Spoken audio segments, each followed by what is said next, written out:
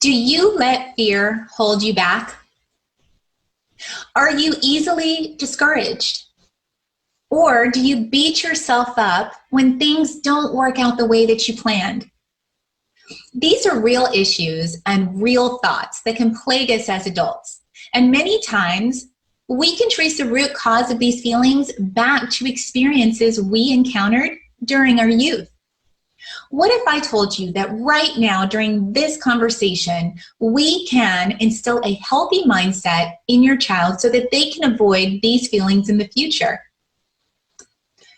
Hi, I'm Rida Bakhsh. I'm a certified life coach, mentor, and speaker. My personal mission is to inspire, educate, and empower others to become more self-aware so that they can become the best versions of themselves. Thank you so much for joining in. Whether you're in the beginning stages of your self-development journey or by joining this e-summit, this is just another stepping stone in your path, welcome. No matter what stage you're at, it is so important that we keep learning and growing. Taking steps to instill a positive mindset in your child today will actually set them up for a brighter tomorrow. So thank you for joining us. Let's get started. So often we take the recycled lessons learned from our parents, and we use that as the blueprint on how to live our own lives. Now, this can serve us well if we're achieving desirable outcomes. But if we're not, it's important to ask yourself why. What are the sentences in your head telling you? And more importantly, how does that make you feel? For a lot of us, we have an inner voice. This voice serves as our guiding light. It helps us to make decisions, and it's also a compass on how we feel about ourselves. Depending on your inner voice, that can be your biggest cheerleader, or it can be your worst inner critic. Now, all of that depends on your mindset. I want you to think about your inner voice. What does yours sound like? This inner voice is usually developed during our imprint period. And now in children, this is between the ages of 3 to 11. Now, your upbringing, coupled with your experiences during that time period, essentially provided you with the fundamentals and the building blocks of who you are right now. As adults, we tend to identify unhealthy thought patterns later in life, and then we actively try to undo or unlearn what we were taught. So the goal here today is to lay a positive foundation of building blocks so that we can instill that in our children so that they can avoid the same process of unlearning in the future. Being aware of the imprint period, it is so profound. Understanding its effects can help us tremendously as parents. The way that we speak to our children, that essentially becomes their inner voice. So keeping this in mind now will set our child up for a world filled with possibilities instead of a world filled with self-limiting beliefs. Implementing the small positive changes you'll learn today, it will actually provide your child with a growth mindset. They need this in order to be successful. What is mindset? Mindset is the way that our brains see ourselves and the world. And there is a big difference between a growth mindset versus a fixed mindset. Now, a fixed mindset believes their abilities are unchanging, that the outcomes are already predetermined. They see the world very black and white in terms of smart and dumb, good and bad. Whereas on the other hand, a growth mindset sees the world full of opportunities. They believe that their intelligence and effort will improve over time with their hard work and their dedication. They believe that anything is possible. Instilling this mindset in your child is so super critical. Studies show that there is a strong connection between your child's mindset and their academic intelligence, their ambition, curiosity, their academic success, and their overall long-term happiness. All of this sound great? Ready to implement all of the tools that you're going to learn today? That's great. But first, change needs to happen with you. Before you can instill a growth mindset in your child, you must first work on yourself. Our brain has anywhere from 60 to 80,000 thoughts a day. That's a lot of thoughts. And 95% of those thoughts are on repeat mode. So what that means is that what you thought yesterday and the day before that, or even the day before that, is constantly replaying in your mind. So if you were in a bad mood or you had negative thoughts, you're going to stay in a state of negativity. And when you live this way and you stay in that lane, others can see it and they can feel it. Our children learn by observing. So it is important that you remember that our thoughts lead to our feelings, leads to our actions. Consider that during every interaction you have with your child. The first step to sustainable change and growth in ourselves is becoming more self-aware. Try to notice and eliminate when you have self-defeating talk. It's important to be that good example for our children, right? So now is the time to change that negative talk into something more positive statements. For example, instead of saying, I can't do something, you can change that into, I am capable of doing something. I am emotionally strong. I am accepting of myself. All of those are good examples of how we can change from a negative to a positive. And honestly, the more you practice this, it's going to become natural. This will become an autopilot thought pattern for you. And it's important to understand the differences in what we can control and what we can't control, because sometimes that affects our negative or positive outlook. Emphasize in your child that they are in control of their thoughts and their happiness. Emphasize that we cannot control other people or their opinions of us. Emphasize that happiness comes from within and it's not based on external circumstances. Now, as parents, we can incorporate some growth mindset tools, such as daily affirmations. Now, affirmations are based on the idea that thoughts can influence our life, similar to what we were just talking about. So these should be positive I statements, and they're said in the present tense. It's something that you want to repeat daily. I am worthy, I am loved, I am strong, things like that. And when you do that, encourage your child to set the same and practice these together. Show them how a positive mindset can truly impact their lives positively. Children are naturally curious, right? From the time they are born, they begin to find interest in everything that surrounds them. Keep this going, encourage that in them. You can do this by asking them open-ended questions. Listen to them. Life can be so busy for adults. Slow down, get down to their level, and explore this curiosity with them. Another great thing to do is use conscious language. Change things to make it more exciting for your child.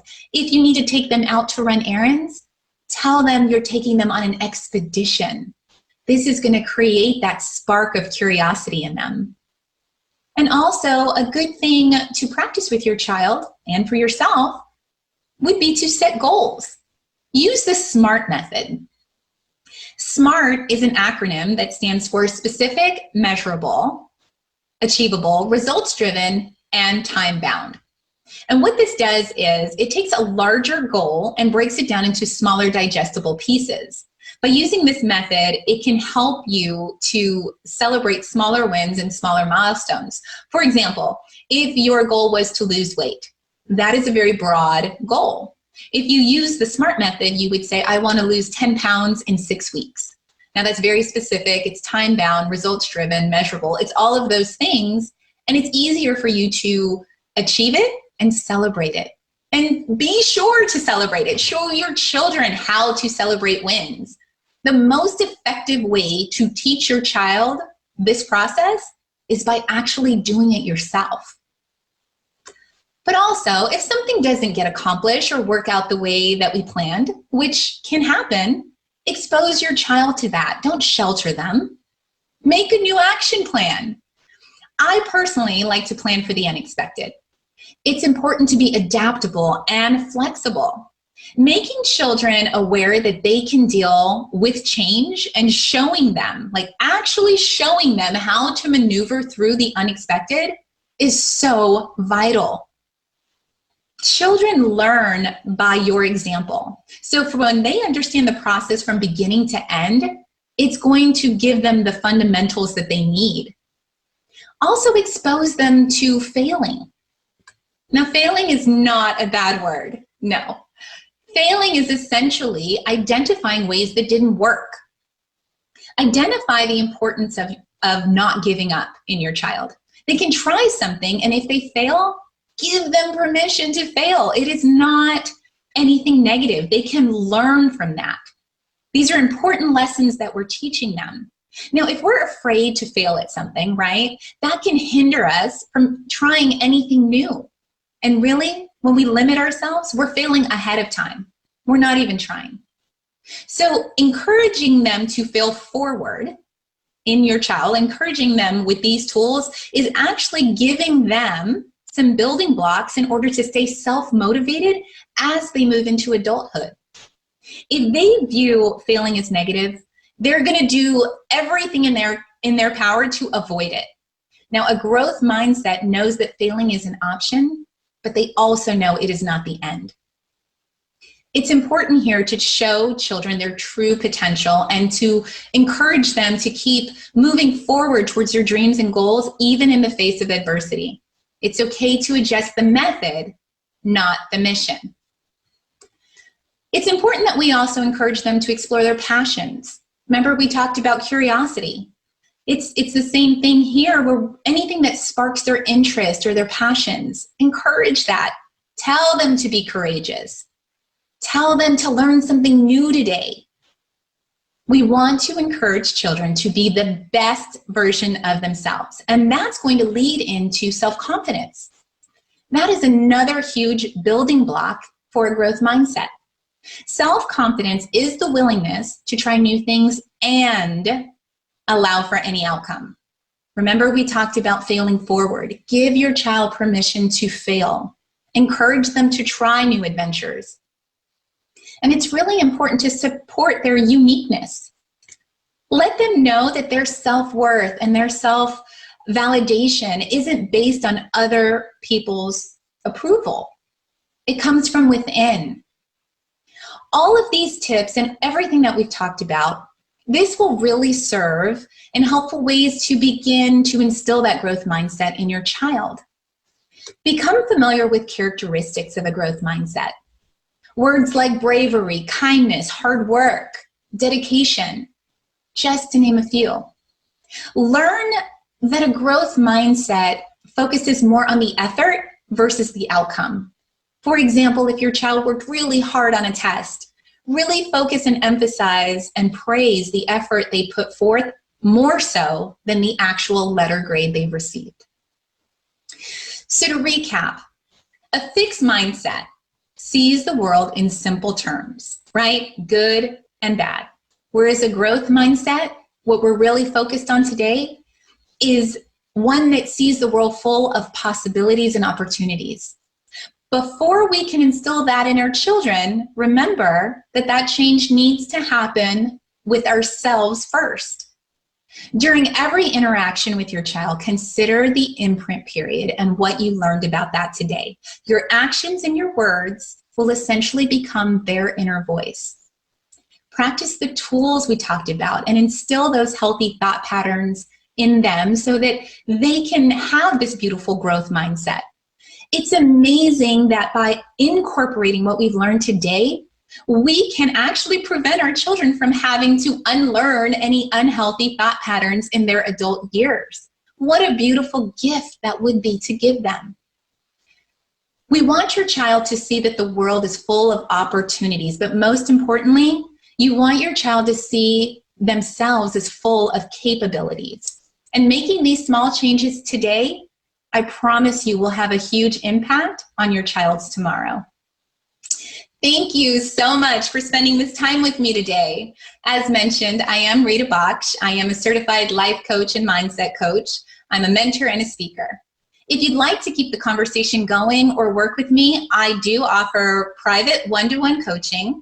I have a group coaching program, and I'm also available for workshops, summits, collaborations, podcasts.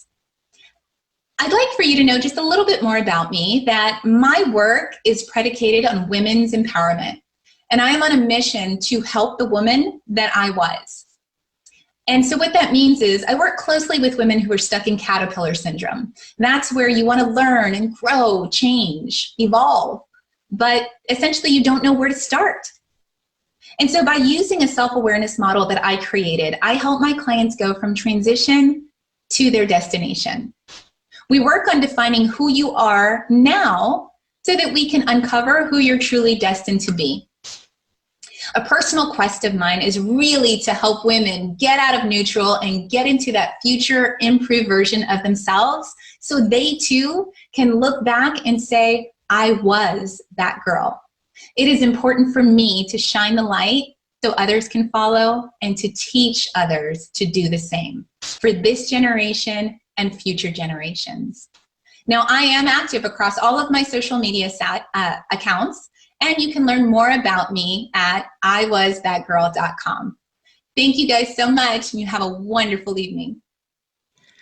Thanks for that, Rita. That was an excellent presentation. One of the things that you mentioned in your presentation, I really resonated with. You said right at the start, off the bat, you said, parents, caregivers, they need to be working on themselves first before they can adequately instill growth mindset in children. So I think I completely agree with this. So I do have a question with respect to this. Now, obviously, the entire world is right now going through crisis. And all kinds of crises, right? We have pandemic, we have Black Lives Movement, we've got people questioning even historical fact, pulling down statues and monuments and defacing these kinds of things. Now, surrounding all of this are real bread and butter issues. People are losing their jobs, are losing their lives even.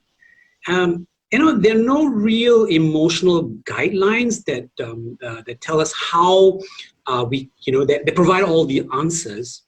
But what kind of tools or frameworks can parents, caregivers, even teachers use to create that firm foundation in this evolving macro environment for children? How do you teach children to deal with adversity? Well, that's a great question. Thank you so much, Joe. Right now, it is a difficult time, right? The world is very heavy. You touched on several things that have been going on just this year alone. But on top of that, each family, each person has their own personal, challenges and struggles that seem to present on a daily basis. So the question is, how do we, help our children in the face of adversity when we too as adults struggle, right? So what I think is, and it kind of ties into what I talked about in my presentation, it has to do with mindfulness, and it has to do with actively controlling and managing our mind. I talked about how there are 60 to 80,000 thoughts, right, that we have on a daily basis. And if we're only focusing on the negative, we are going to stay in a perpetual negative state.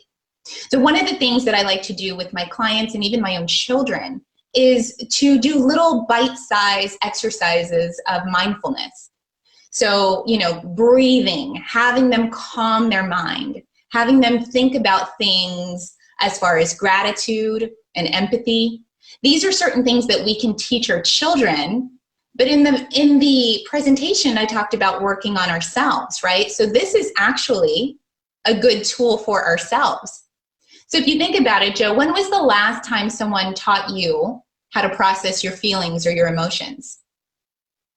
Did you learn that when you were a child? Did you learn that in school, at home?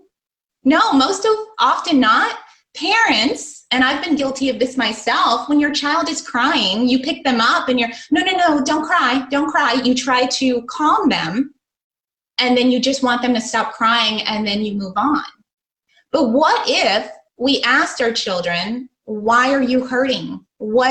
Yes, there might be a physical issue, but if they're hurting internally and their emotions are hurting, as the world is hurting right now, ask them what they're feeling. Let's process those emotions. Essentially, your emotion is a vibration, a feeling that you're going to, you're going to feel in your body. And so what I like to tell other people and my clients, process those emotions, don't resist it. The world is full of uncertainty with the pandemic, people losing their jobs, Black Lives Matter movement. Again, those are just a few of the heavy topics right now, but when we focus on things that we cannot control, that leaves us feeling powerless, helpless, and then we focus on the negative. So what we want to do is focus on the positive, Joseph. Focus on the things that we can control. So a few tips, as I talked about with children specifically, is gratitude. So an exercise that has performed very well is have your child close their eyes, breathe in, breathe out, nice, deep, big breaths. Have them close their eyes and ask them, think about someone that you care about and think about what you would say to them. And often it's a loving, caring, endearing term. Have them continue to breathe in and out because, again, we're being mindful and taking time to be in our surroundings. Now ask them to think about someone who might be struggling or something that is challenging for someone. And then also ask them to think of something that they would say to that person to make them feel better. This is teaching them gratitude and this is teaching them empathy. So when you can instill these little small tools and tricks into your child at a young age, when they become an adult, they will know how to process their emotions. They will know that it's okay to allow these feelings of uncertainty, because that's really what it boils down to. It's uncertainty and it's fear. So how do we manage that in ourselves and in our children? So a couple more things, one, like I said, try not to focus on the things you don't have control over. Envision positivity. There is some truth to vision boards and law of attraction and, positive energy that you put out there. So try to envision that type of world. Try to envision what your future looks like. Sometimes it's so hard because we don't know what tomorrow has in store for us. But think of your life. Think of your life as a timeline. Our life can go like this. There's definitely can be a roller coaster. When you look at your life, write it down. Write down your good times and your bad times, and you will see that you were able to persevere. You were able to push past that. Because although your past, when you look back at it, it feels certain. At one time, it was uncertain, just as the future is. So if we can instill that in our child, now it's actually going to set them up for a brighter tomorrow, as I said. Yeah. Right? So there's that reflection, because what was once uncertain actually is, we do have control over that. And then one more thing that I would like to add too is, as children, sometimes we tend to get so scared because we don't know what tomorrow is going to hold. And then we feed off of the energy in our surroundings, whether that be our parents, caregivers, teachers, anybody that surrounds us. So it's really important for us to also have a calm, clear mindset. So if you find that you are, anxious, because anxiety can be a big stressor for us right now, try doing something like meditating or, just the deep breathing, yoga, anything that's going to bring that cortisol level down. So it's really important to tap into that parasympathetic nervous system, because that will allow us to think clearer and to make better, more concise decisions. Think about the future as if it were a blank canvas. Now that may be really scary to some people, but if we can shift that mindset and look at the blank canvas as a world full of opportunities and possibilities, take what you have control over and what's important to you and do what you can in small digestible pieces, and then it's going to make you feel like you have more power, and you're going to show your children that you can do these things, and it will be empowering versus disempowering.